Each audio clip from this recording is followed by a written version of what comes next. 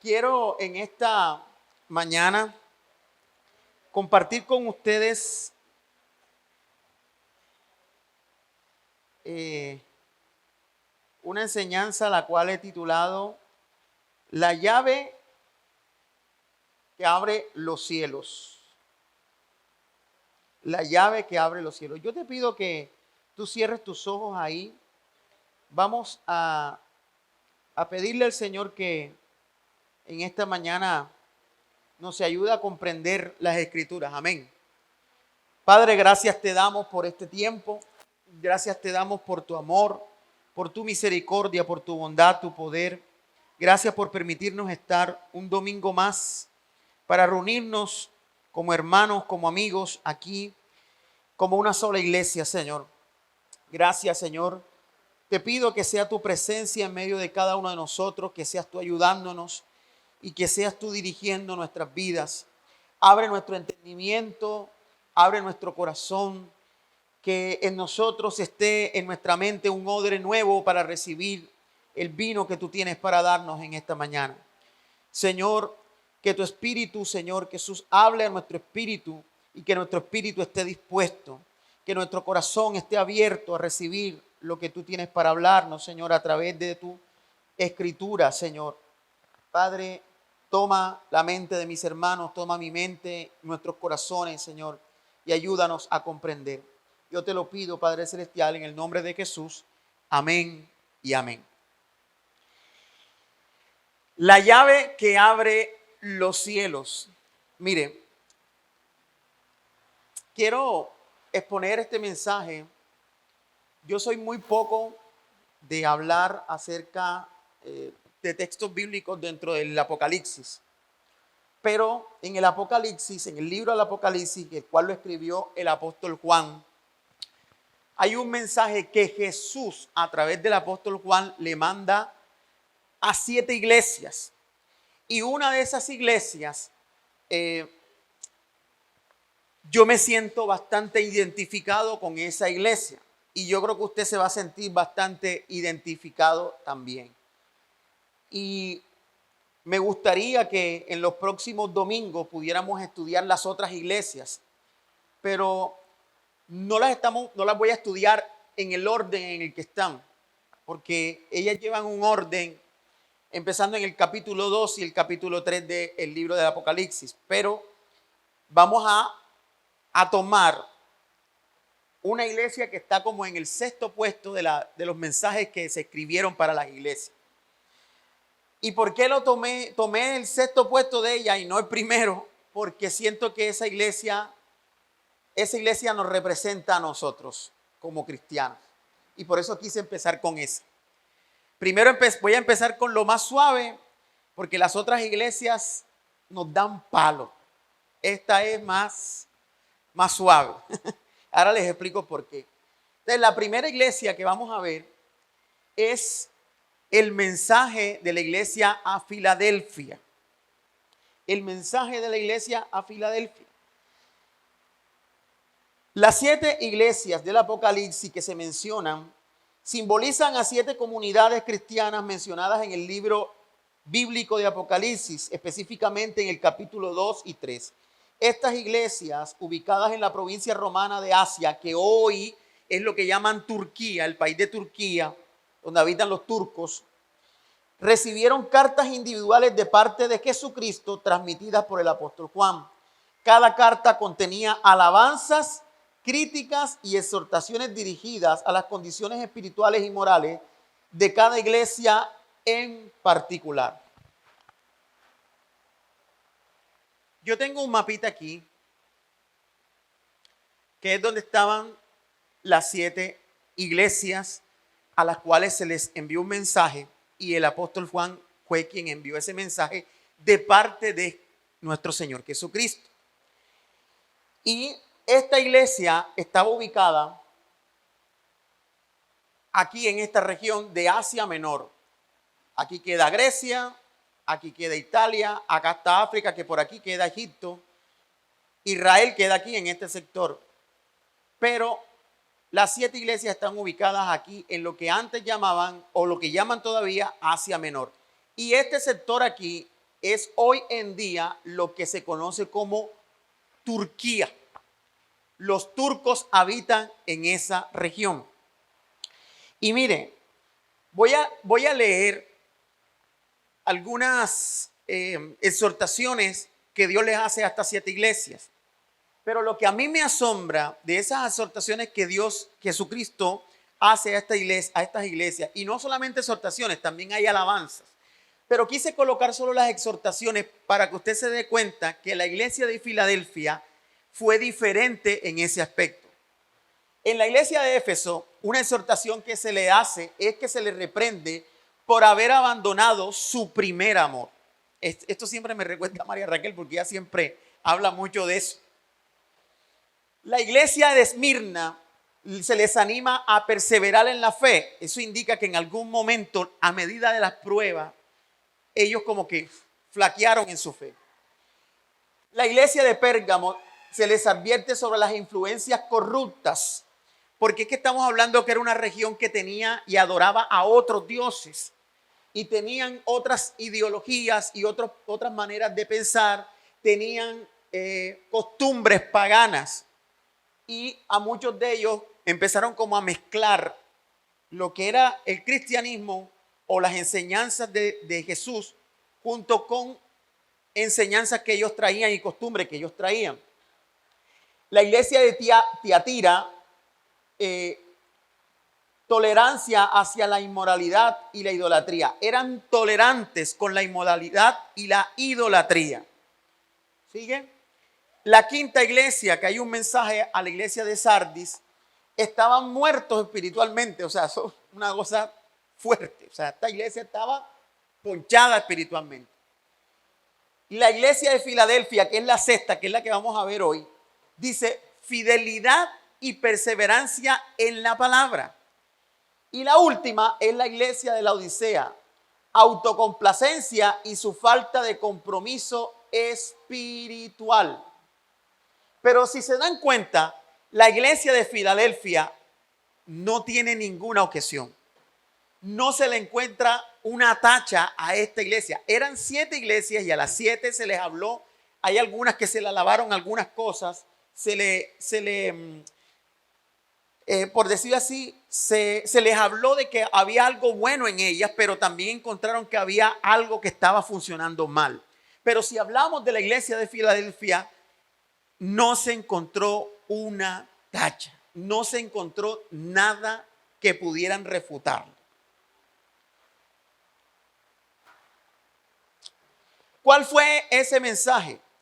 El pasaje tiene aproximadamente unas 5 o 6 versículos. Yo nada más voy a leer los primeros, porque voy a tratar de dividir este mensaje en 2. Así que si usted vino hoy, el mensaje siguiente, el otro domingo, es la segunda parte. Y voy a enfocarme en la primera parte del mensaje. ¿Por qué lo quise dividir? Porque era demasiada información y yo dije, no quiero hacer esta enseñanza demasiado larga. Mira lo que dice el mensaje a la iglesia de Filadelfia. Escribe al ángel de la iglesia en Filadelfia. Esto dice el santo, el verdadero y el que tiene la llave de David. Voy a hacer una pausa ahí. Santo es una característica o cualidad o un atributo más bien, cómo se refieren a nuestro Dios, Padre Celestial. Inclusive en la Biblia no se habla de que el Señor es misericordioso, misericordioso, misericordioso o justo, justo, justo. Nunca se habla con esas palabras para acentuarlas. El hebreo o los judíos siempre cuando querían magnificar algo lo repiten con palabras. Y en este caso, cuando se habla de santo, a Dios siempre se le dice, Él es santo, santo, santo. Y hay un texto que dice 3 veces santo. O sea que es súper santísimo. La santidad de Dios está por encima de lo que nosotros consideramos santidad para nosotros. En nosotros no hay santidad. Dios es quien nos hace santos porque nos justificó a través de su Hijo Jesucristo. En nosotros hay es maldad, pero a través de su Hijo Él nos santifica. Pero en nosotros no hay santidad, cosa muy diferente que sí está y es un atributo de Dios. Verdadero es porque Él es el verdadero Dios. Mira, y esto es importante que se le enviara a estas iglesias, porque eran iglesias donde había muchos dioses. Ellos no eran monoteístas. Monoteístas quiere decir que adoran a un solo Dios. El pueblo de Israel adoraba a un solo Dios, Jehová de los ejércitos, mientras que estos pueblos no adoraban a un solo Dios, sino a varios. Y lo siguiente es que cuando hace referencia el que tiene la llave de David, estos tres atributos se están refiriendo a Jesucristo. Esto quiere decir que Jesús es Dios, que Jesús es el verdadero Dios y que cuando dice que Él tiene la llave de David es porque Él es el Mesías que fue prometido para el pueblo de Israel y para nosotros también. Ese Mesías que fue prometido, al momento de decir que Él tiene la llave de David es porque viene de ese linaje. Porque es que hay una profecía donde dice que el Mesías vendría del linaje de David. Y Jesús fue del linaje de David. Y esto lo que acentúa aquí es que Él es el Mesías prometido. Y dice, el que abre y ninguno cierra, y cierra y ninguno abre. Solo Dios tiene el poder de abrir puertas y cerrar puertas. Este fue un mensaje contundente que Dios le manda a la iglesia, Jesús le manda a la iglesia de Filadelfia. Pero sigue diciendo el pasaje. Yo conozco tus obras. He aquí, he puesto delante de ti una puerta la cual nadie puede cerrar. Una puerta abierta la cual nadie puede cerrar. Porque aunque tienes poca fuerza, que aquí en esta traducción dice tiene poca fuerza. Pero yo estuve investigando y el original no dice poca fuerza. El original traduce como tienes un poco de poder. Un poco de poder. Has guardado mi palabra y no has negado mi nombre. Yo quiero que analicemos. Ahorita vamos a desarrollar este pasaje, lo vamos a desglosar aún más. Téngalo ahí en stand-by y yo quiero que veamos acerca de la ciudad de Filadelfia, que hoy en día no se llama Filadelfia, ahorita le doy el nombre real porque la ciudad todavía existe, pero tiene otro nombre. La iglesia de Filadelfia, la ciudad bíblica, o antes de hablar de eso, yo puse abajo amor fraternal. Filadelfia significa amor fraterno o amor fraternal. La ciudad bíblica se ubica a unos 45 kilómetros al sureste de Sardis. Era la más reciente de las 7 ciudades a cuyas iglesias se dirige esta carta. Filadelfia fue fundada alrededor del año 150 antes de Cristo por el rey Átalo de Pérgamo, cuyo apodo era Filadelfo, que significa amante de un hermano. Este hombre se destacó por la admiración y el amor que sentía por su hermano Eumenes y nombró esta ciudad en su honor, en honor al nombre del hermano que se llamaba Filadelfo. Nombró esta ciudad este rey llamado Átalo II, y nombró esta ciudad en su honor. Pero ella fue destruida por un terremoto en el año 17 después de Cristo. O sea, después de Cristo, 17 años después de que Cristo viniera, hubo un terremoto que destruyó la ciudad de Filadelfia.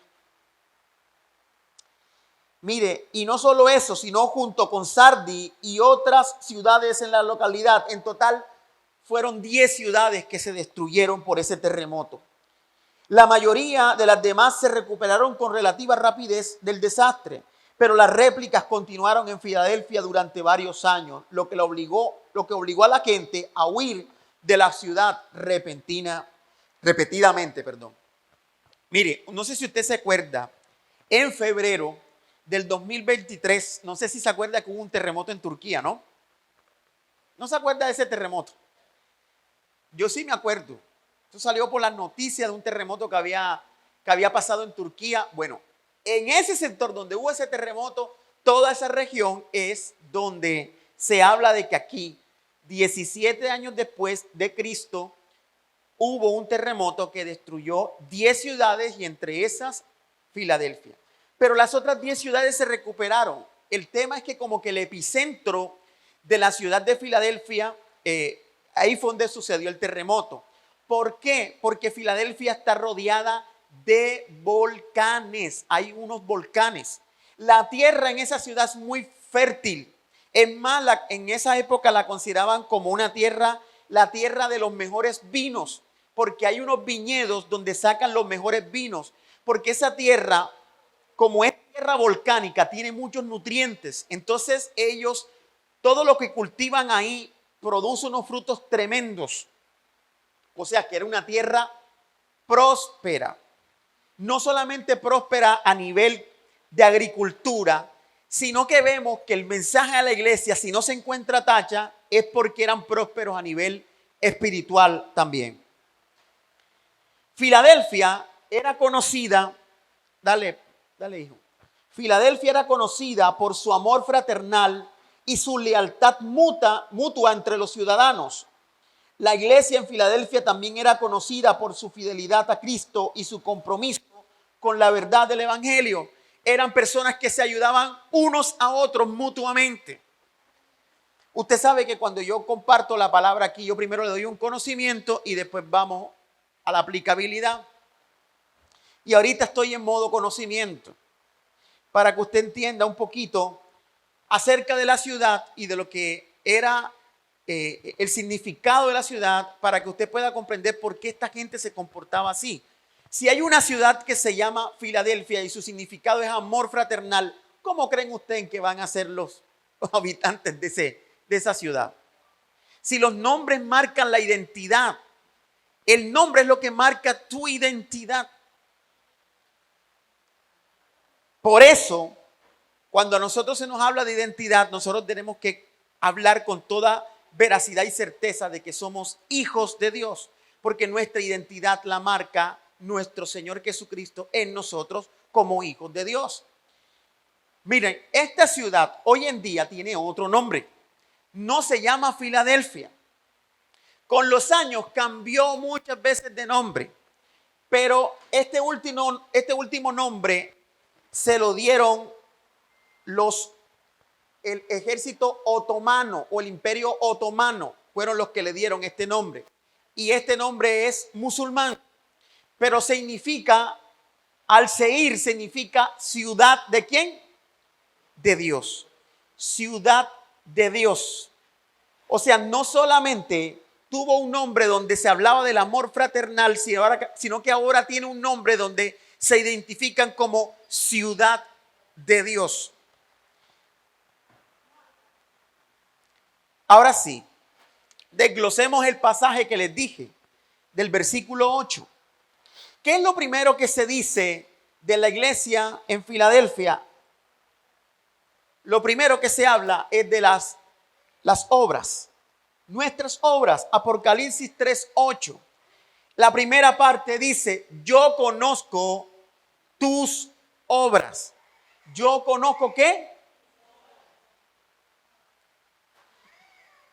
Aida, yo conozco tu obra. Aida hoy me motiló, ¿viste?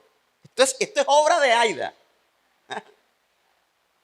Yo puedo decir que conozco la obra de Aida.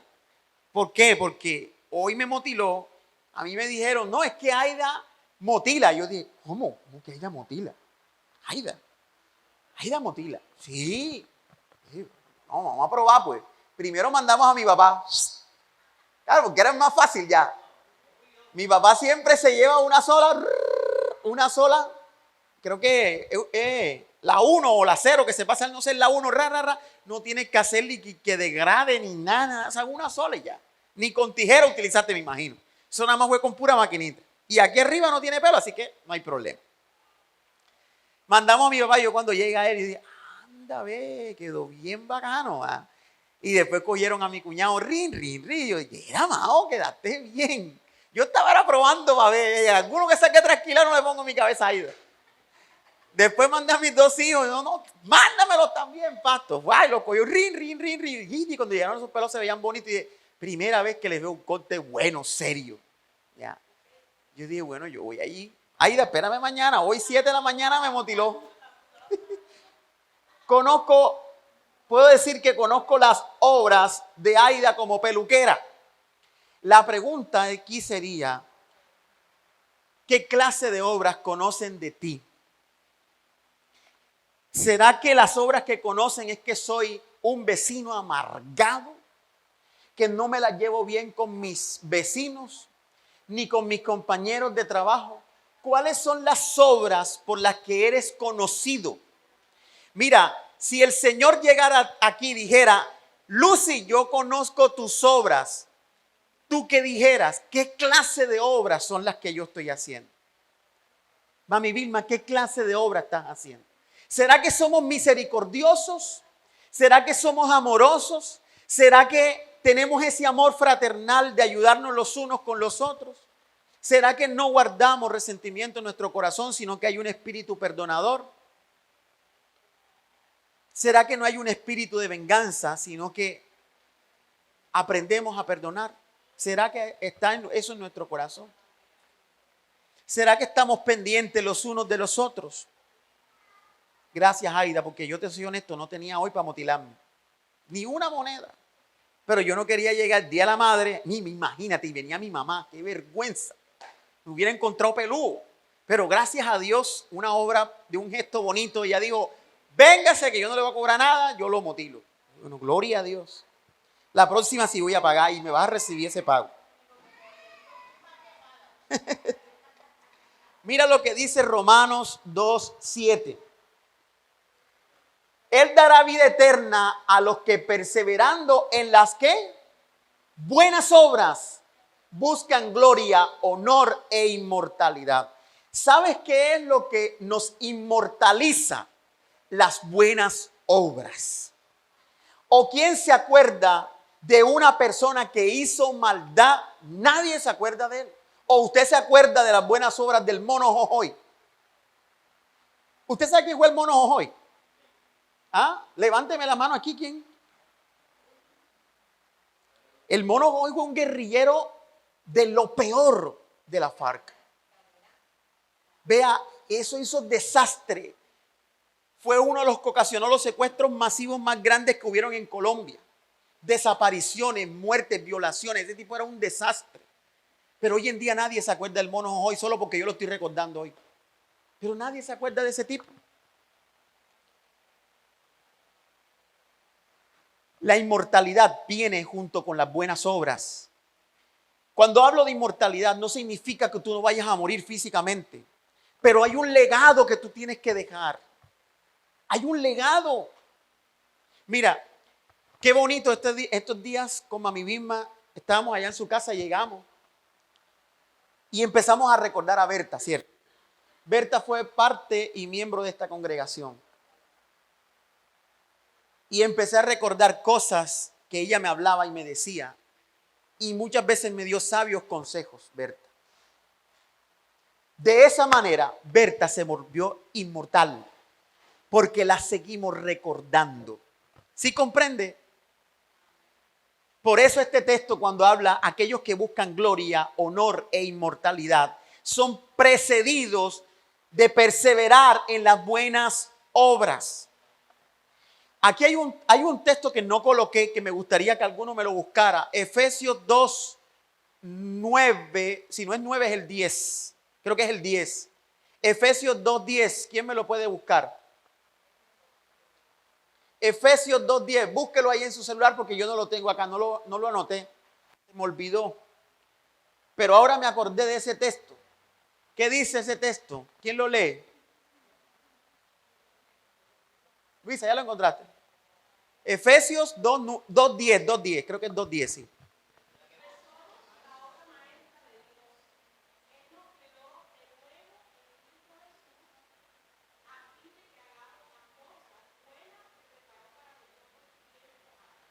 Ok, ahí dice, para que hagamos las cosas buenas que Él preparó tiempo atrás. Pero hay una versión que dice que fuimos creados para hacer buenas obras.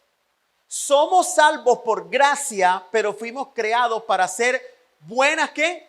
Buenas obras. Usted no se salva por las buenas obras que haga. Usted no es santo como dice la Iglesia Católica. Es que vamos a convertirlo en santo porque hizo buenas obras. No.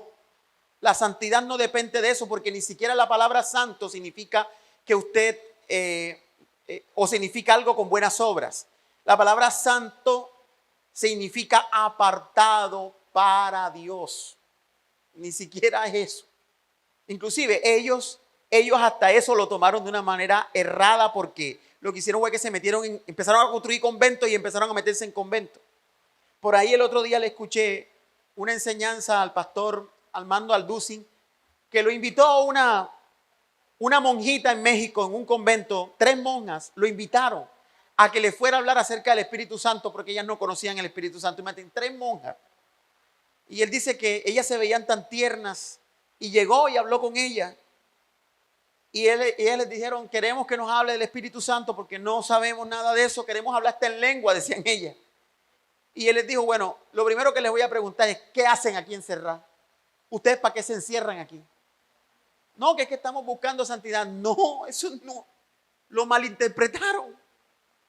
Salgan de aquí, el Señor quiere que seamos luz afuera. Y él dice que ahorita es esa monja con las otras 2, hoy en día son misioneras en Brasil y predican la palabra de Dios. Salieron del convento porque estaban metidas dentro de un convento y salieron a predicar la palabra de Dios a las calles. Porque pensaron que la santidad era apartarse del mundo y apartarse de todo. Y no significa eso. Pero eso es tema para otra enseñanza. Lo que quiero que nosotros entendamos es que la iglesia de Filadelfia, el Señor Jesús conocía sus obras y las obras de ellos eran obras fraternales, eran obras de amor los unos con los otros. Por eso el significado de Filadelfia, amor fraternal. Y el Señor conocía sus obras. ¿Qué clase de obras conoce Dios de ti? Ve reflexionando en ese primer punto. ¿Qué clase de obras conoce Dios de ti? Lo segundo que se les habla ahí es puertas abiertas. Y en ese texto sigue diciendo, yo conozco tus obras, Isaías, yo conozco tus obras y he puesto delante de ti una puerta abierta, la cual nadie puede cerrar. Y nosotros pudiéramos pensar que esa puerta abierta es, ay, ahora tienen préstamos. Hay una puerta que se abrió de empleo. Hay una puerta que se abrió para conseguir un terreno, para obtener una casa, para obtener un carro. No, esta puerta abierta no es para eso. Es la puerta abierta para que el evangelio se predique. Mira, nosotros estamos en un tiempo, en un país donde la puerta está abierta para nosotros. Está abierta para nosotros. ¿Por qué? Aquí no nos han cerrado la puerta y decir, usted no puede seguir predicando el evangelio porque es prohibido. Gracias a Dios estamos en un país donde se estipuló una ley que dijo que nosotros podemos tener libertad de culto. Yo no entiendo por qué el presidente que tenemos dice que este es un país laico. Esto no es un país laico, esto es un país demasiado creyente. Hasta en brujas creen. ¿O es mentira? Ayer nosotros estuvimos en Tumbana y ayer desde que llegamos a Tumbana, pastores, que aquí todo el mundo cree en brujo y todo el mundo con sus tabrullos. Yeah. Yo, ¿para qué me metí para acá? Me metí en la boca al lobo. Este es un país creyente, hasta en brujas creen, agüeros.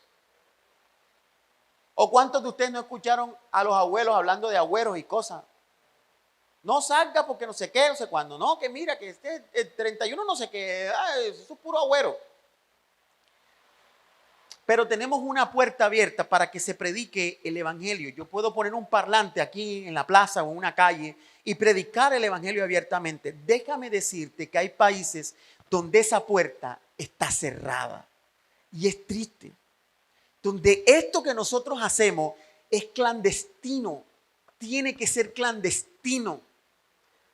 Pero gracias a Dios nosotros tenemos una puerta abierta. El punto es, no sabemos hasta qué día va a estar abierto.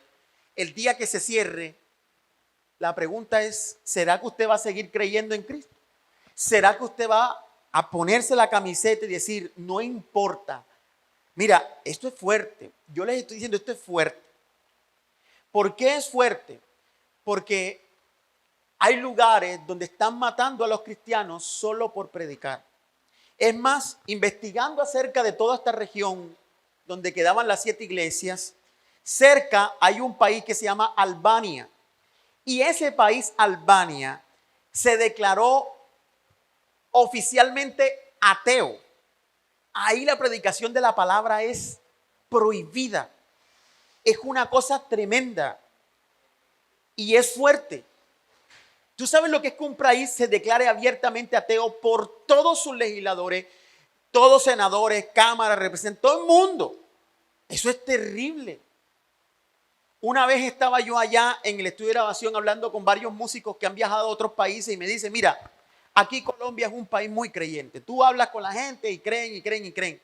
Pero yo que he viajado a muchos países de Europa, allá la cosa del ateísmo está creciendo de una manera descomunal. Y no es, escúchame, no es que se lo enseñan así, no, es que desde niños ya le están diciendo, padres de familia le están diciendo a sus hijos que no crean en nada. Dios no existe, nada, literalmente nada. Familias enteras, comunidades enteras que están aplicando esto. Usted tiene que darle gracias a Dios de que nosotros hoy en día tenemos una puerta abierta, así como la tenía la iglesia de Filadelfia, para predicar el evangelio. Es más, al apóstol Pablo se le cerraron puertas donde no pudo entrar. Hubieron ciudades donde él no pudo predicar el evangelio. No pudo.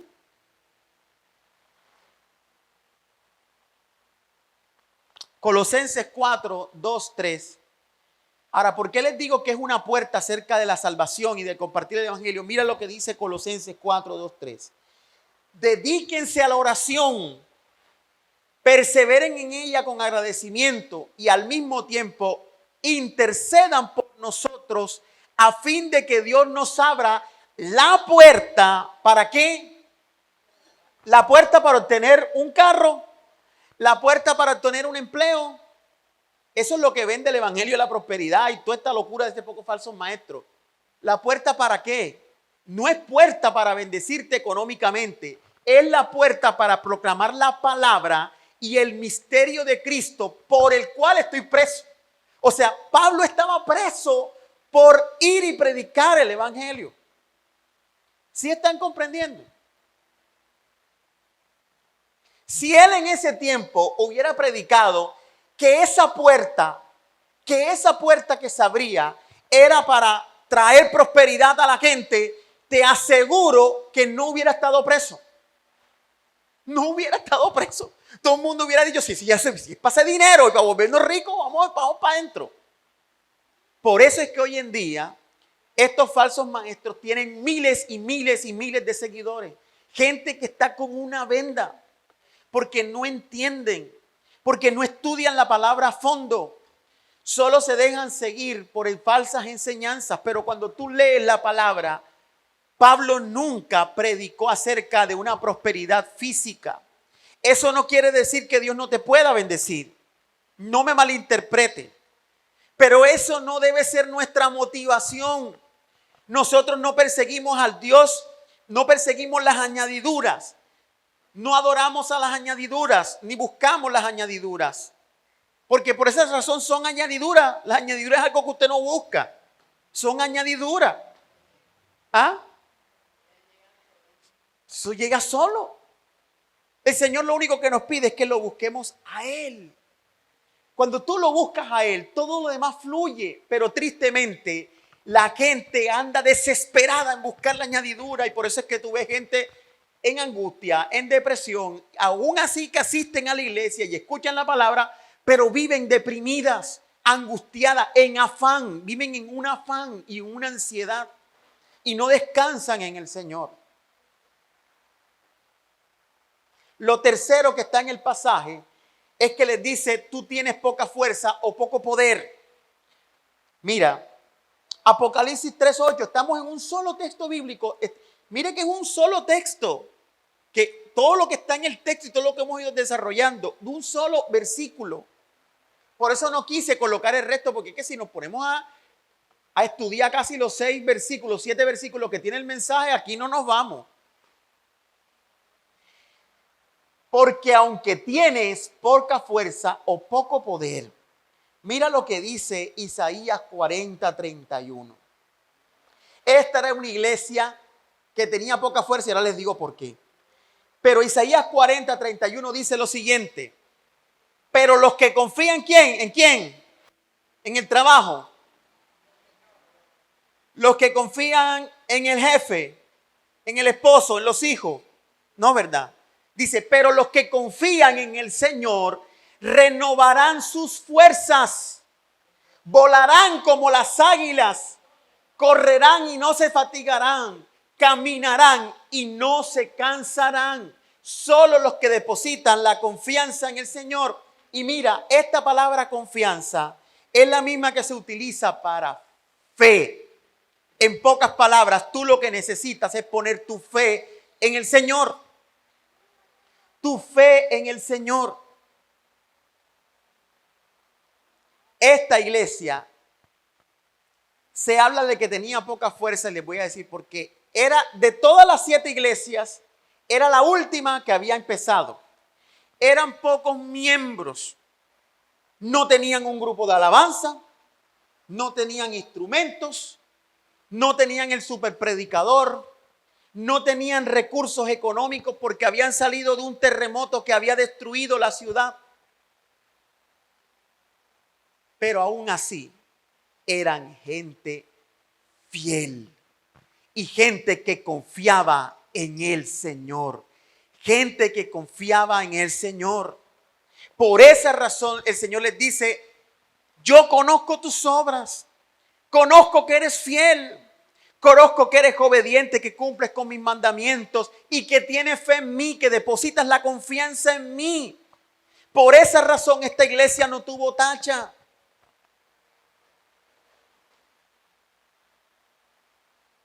Mire, tristemente, el éxito a nivel ministerial se mide hoy en día por números. Por esa razón yo nunca he estado en agonía porque aquí nos falta gente o nos falta silla. Yo no estaba en esa agonía, yo he estado tranquilo.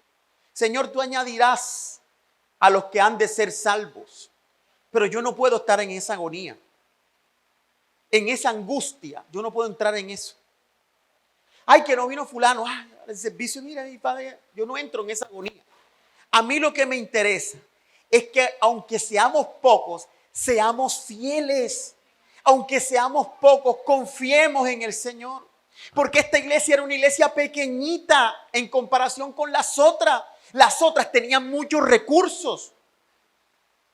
En los próximos domingos estudiaremos las otras iglesias, pero las otras iglesias tenían poder, ¿oíste?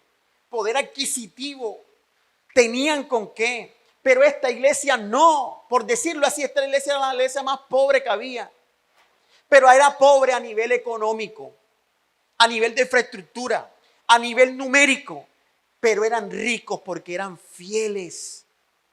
Porque cuando había que confiar en el Señor, lo mostraban con hechos y no con palabras.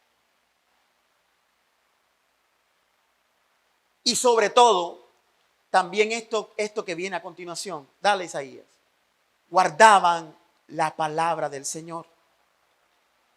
Apocalipsis 3:8, no nos hemos salido de un solo versículo, pero lo he ido dividiendo por partes. Ha guardado mi palabra, le dice el Señor a esta iglesia. Ha guardado mi palabra Y mira lo que dice Juan 14, 23, 24. Respondió Jesús y les dijo a los discípulos: el que me ama, mi palabra guardará. Y mi Padre le amará y vendremos a él y haremos morada con él. El que no me ama, no guarda mis palabras. Y la palabra que habéis oído no es mía, sino del Padre que me envió. Solo guardando la palabra del Señor es que nos consideramos entonces en una iglesia como la iglesia de Filadelfia. Algo que yo he procurado todo este tiempo aquí en esta congregación es que aquí se predique la palabra de Dios. Aquí no le voy a venir con cuentos de fábula. Sí, yo a veces utilizo una reflexión. A veces he hecho enseñanzas donde he mezclado y les he dicho como la enseñanza de no tires la toalla, que la mezclé con las películas de Rocky. Y hice como una analogía de las películas de Rocky con la vida de Tomás y esa pelea que tuvo con su incredulidad. ¿Cuántos se acuerdan de esa enseñanza? Pero yo siempre he tratado de guardar que lo que se predique aquí sea la palabra de Dios, que sea una sana doctrina, que lo que usted escuche aquí no sea algo adulterado, sino que usted mismo, por eso es que me encanta tener el televisor, ojalá hubiera otro acá, para que usted mismo lea y verifique que no son mis palabras, es lo que está en la Biblia. Como lo leíamos ahorita en Colosenses, que leíamos que es una puerta abierta para predicar el evangelio. No es una puerta abierta para que tú seas próspero. Es una puerta abierta para que se predique el evangelio. Cuando se abra aquí que él ha abierto una puerta. Por último, ya en el pasaje, nunca negaron el nombre de Cristo. No negando su nombre. Dice, no has negado mi nombre. No has negado mi nombre. Mira lo que dice Mateo 10:33. Jesús le dijo a sus discípulos: y cualquiera que me niegue delante de los hombres, yo también le negaré delante de mi Padre que está en los cielos. Yo no entiendo cómo hay cristianos que no se relacionan con gente que no es cristiana, que son mundanos. Jesús lo hizo. El tema es que Jesús los influenció a ellos y no lo contrario. Yo tengo muchos amigos que no son cristianos. Los llamo, los felicito el día de su cumpleaños. Estoy pendiente de ellos. Y yo siempre he dicho, tengo yo que influenciarlos a ellos, pero yo no me puedo alejar. Porque la pregunta es, si nos alejamos, entonces ¿quién les predica? ¿Quién les habla? Es más, si yo digo, vamos a invitar aquí, vamos a hacer una invitación a gente nueva que no conozca del Señor. Yo sé que hay muchos que solo tienen un círculo donde solo conocen cristianos y dicen, ay, tengo que invitar a fulano que es de otra iglesia. No, eso es un error. Deja a ese cristiano, buen cristiano allá en su congregación donde esté, déjalo allá quieto. Trae a alguien que esté viviendo cosas difíciles. Esa persona que no se congrega, que no cree en Cristo, esa es la que tienes que traer. Pero ¿sabes por qué no lo traemos? Porque no nos relacionamos con ellos. Y Jesús comía con prostitutas y pecadores, ¿oíste? A mí me duele cuando esos cristianos ven a gente y no se relacionan. Eso está mal. Yo aquí en Arjona me relaciono con mucha gente que no es cristiana. Mundanos. Pero ellos te pueden decir si alguna vez yo les he aceptado ir a una cantina o a un picó. Nunca. Pero al contrario, ellos sí me han aceptado invitaciones aquí. Tengo un gran amigo que se llama Adrián Palomino, que toma fotos, firma y tal. Adrián es amigo mío. Y a Adrián le gusta su picó y su cuestión. Y creo que hace con un piano unas cosas, una batería y va a los picó y todo.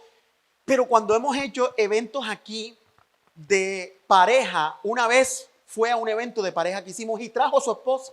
Y cuando terminó me dijo, mi hermano, ¿y esto por qué no lo firmamos y lo montamos en redes sociales? Esto está bien bacano. A mí esto me ha ayudado. Oye, a comprender temas de relaciones de pareja, no sé qué, está bacano. Y le metiste a Dios, bacano. ¿Sí comprende? Pero él sigue en su mundo. Y yo le he predicado. Algún día llegará, no sé, a los pies de Cristo. Pero yo cada vez que me lo encuentro, mi hermanito, ¿cómo estás? Dios te bendiga. ¿Sí me entiende? Y le hablo y le predico. A veces ha ido a la casa, el otro día se comió un mote de queso en la casa. Y ahí mientras se comía el mote de queso, mi hermano, ven acá, ¿cuándo vas a buscar el Señor? Tú sabes que Dios te está llamando. Sí, mi hermano, yo lo sé, pero espérate, déjame, que es que yo estoy gozando la vida. Pero yo le hablo y lo invito a almorzar. El tema es que hay cristianos que dicen, yo voy a invitar a ese mundano. ¿Cómo voy a invitar a mi casa? ¿Cómo le voy a abrir mi casa a un mundano de eso? Y la pregunta es si cómo van a conocer de la verdad si no nos acercamos a ellos. ¿Sabes qué hacemos cuando nos alejamos de la gente? Negamos a Cristo delante de los hombres. Porque nos da temor de que nos vayan a rechazar. Créeme, hay gente que me ha rechazado, sí. Pero yo tengo mi identidad clara de que soy un hijo de Dios. Pero yo lo sigo haciendo. Yo cada vez que me encuentro con alguien lo sigo haciendo. Una vez uno en Bogotá me dijo, voy a tomarme un traguito de ron con mi pastor. Así me lo dijo en un restaurante. Eso a mí me pateó al principio. Yo dije, esto no lo entiendo. Pero después el Señor empezó a decirme, como le dijo a Pedro, le dijo, Pedro, ve donde Cornelio. ¿Cómo que voy a donde Cornelio? Si eso es un impío, ¿cómo voy yo a esa casa de ese impío? Ve donde Cornelio. Y le digo, no digas, no declares, ¿cómo es que dice la palabra? Lo que es inmundo a lo que yo he santificado. No llames impuro o inmundo lo que yo he santificado. Y dice la Biblia que Pedro obedeció, pero Pedro no quería ir. Pedro no quería relacionarse con esos perros, como ellos lo llamaban. Y cuando llegó se dio cuenta de que sí era la voluntad del Padre que estuviera con ese impío ahí hoy. Porque Cornelio aceptó el evangelio. Cornelio empezó a escuchar las enseñanzas de Jesús a través de Pedro. Pero a veces negamos a Jesús cuando no nos relacionamos con los hombres. Yo no te estoy diciendo ahora que salgas a meterte en una cantina, no, sino que influencies a esas personas con tu testimonio de vida, con tus buenas obras. Es más, hay cristianos que ni siquiera quieren ayudar mundanos. Eso lo merece por pecador, por mundano. No, está mal. Entonces, ¿cómo mostramos misericordia al mundo? Estamos negando su nombre cuando no hablamos de él. Es más, a veces hasta nos da pena decir que somos cristianos. ¿Es o no es? Estoy mintiendo.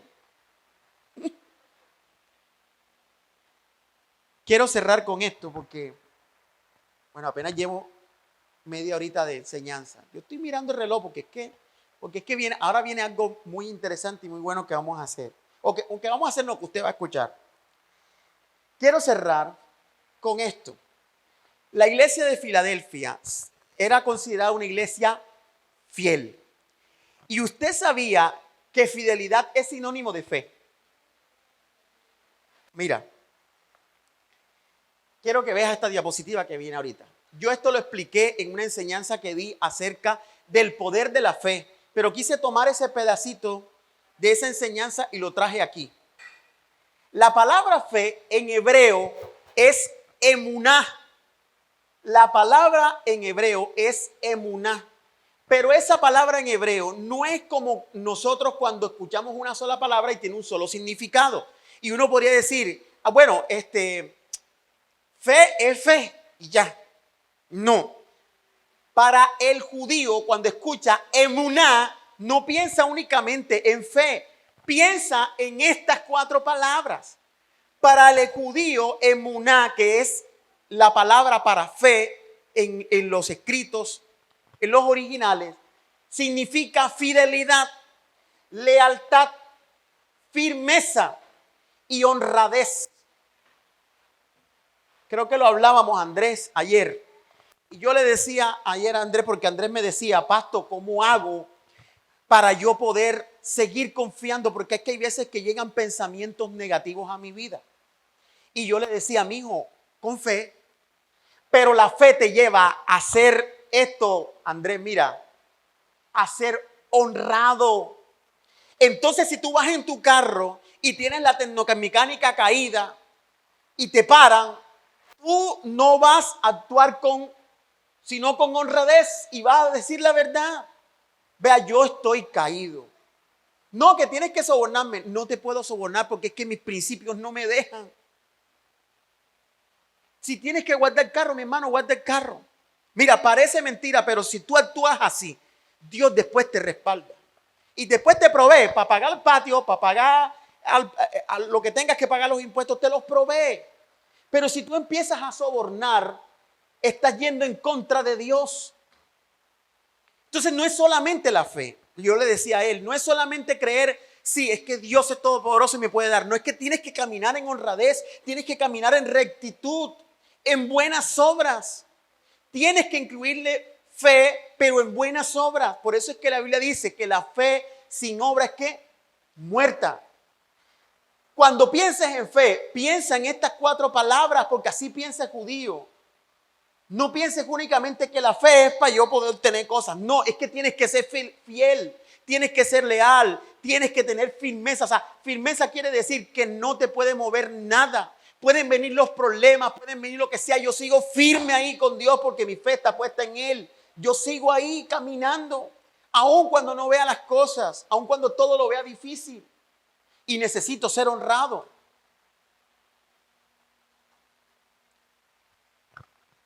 Quiero cerrar con este último texto bíblico. Ya falta este y otra diapositiva, ¿no? No hay más. Mateo 7, del 7 al 8 dice, sigue pidiendo, ¿y qué? Sigue pidiendo, ¿y qué? Recibirás. Y recibirás lo que pides. No que vas a recibir una cosa diferente, no, que vas a recibir lo que tú estás pidiendo. Sigue buscando y encontrarás. Sigue llamando y la puerta se te abrirá. Pues todo el que pide, recibe. Y todo el que busca, encuentra. Y todo el que llama, se le abrirá la puerta.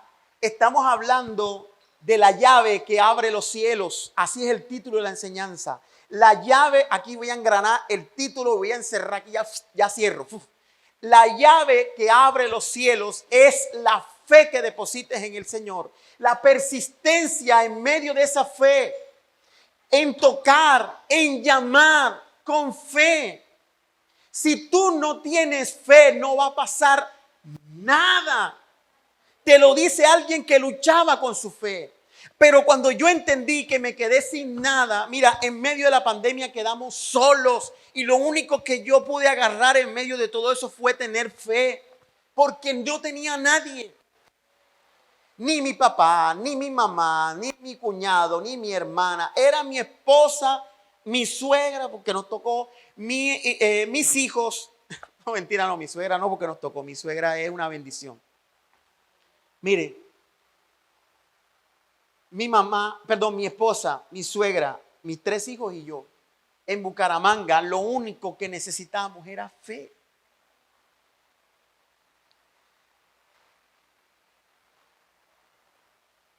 Baja ya la última. Recibir, encontrar y abrir. Recibir, encontrar y abrir. Son 3 cosas que están en ese pasaje. Si tú sigues pidiendo, vas a recibir. Si sigues llamando, vas a encontrar. Y si tocas, se va a abrir la puerta. El tema es que no lo hacemos. ¿Sabes a quién? Escúchame, ¿sabes a quién le pedimos? ¿Sabes a quién le llamamos? ¿Y sabes a quién le tocamos la puerta? Cuando estamos apurados de plata.